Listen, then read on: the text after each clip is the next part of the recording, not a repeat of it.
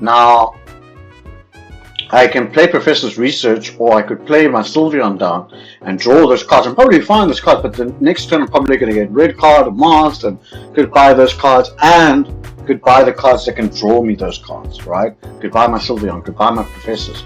So hold on one turn. The next turn, when I'm actually able to evolve my Skull Fossil with the rare candy and the Rampardos, now I have the cards to be able to draw with. I've been able to use my Sylveon, I'm able to use my Professor Research, and have a maximize my chances of really getting those cards online.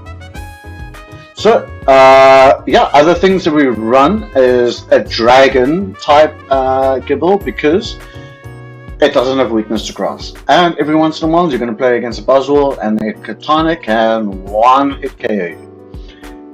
It sucks. I've tried it. Don't do it. It's not worth trying to hit EVs for 40 damage. It's not worth it. Because I tell you what can KO an EV on a first turn, a rare candy into Garchomp, and you can hit an EV for 70 damage with weakness, which will KO it. Very, very helpful. You can of course deal with Oricorios, with Rampardos.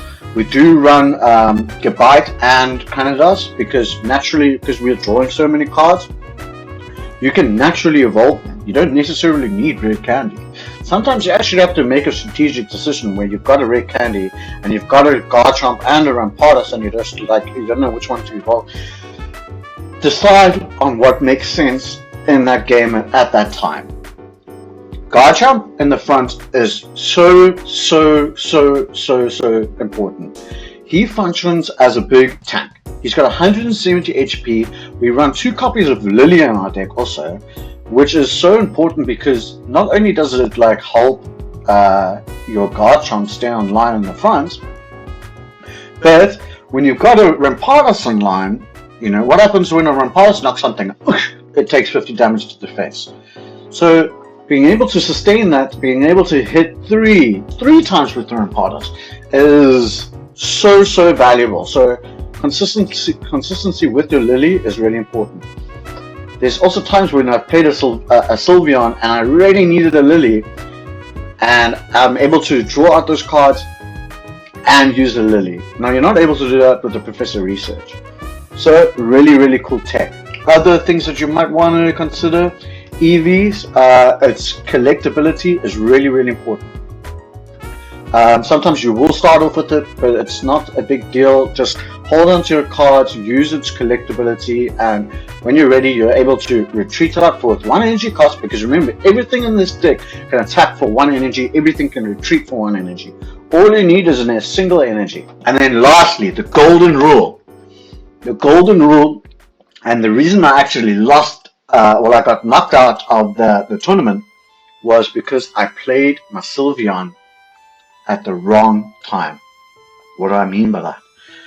I mean, there was a Greninja and there was a Giratina that was fully charged, and I had a Sylveon on board, and they pinged my Sylveon, they silenced him up, and then they won the game with. Guys, keep that in mind. This is a relatively easy deck to play, but because Rampardos just goes hate smash, and you win. But there are micro decisions that will make the difference and will give you a better, more positive win rate. Right, so with that being said, that's enough yapping. Guys, if you find this video helpful, leave a comment. We're going to be doing a giveaway for an awesome competition. We'll announce the winner in a couple of weeks, but all you need to do, comment down below your favorite Pokemon and enjoy the games, guys. These are Master Rank games. This will go on a streak. You can streak with this deck. It does have its weaknesses, of course. People are aware of this deck now, and but it is still incredibly powerful.